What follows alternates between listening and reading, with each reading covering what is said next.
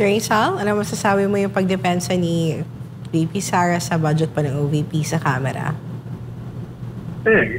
Maganda naman ang depensa niya. Ito mo, approve ka agad. Kala ko nila Marunong sila. Alam nila kasi sa sigulo Alam na nila taong ba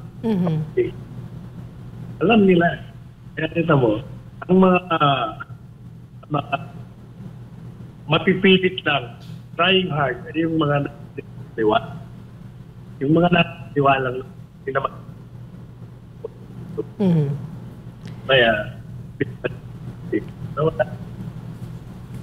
pero alam mo, Attorney Sal, yung mga makakaliwang grupo dyan sa Kamara, Attorney Sal, ito talaga yung inaabangan nila because maliban sa media mileage is, of course, what the people can see, Attorney Sal, is they're trying to pin down the Vice President with the issues no, dun sa confidential fund and other issues, Attorney Sal, with the line of question and the manner of their questions, Attorney Sal. But then, magaling kasi sumagot si VP Sara. Ang ending, Attorney Sal, itong makakaliwang grupo na napapahiya no, sa mismong tahanan nila dyan sa Kamara, Attorney Sal.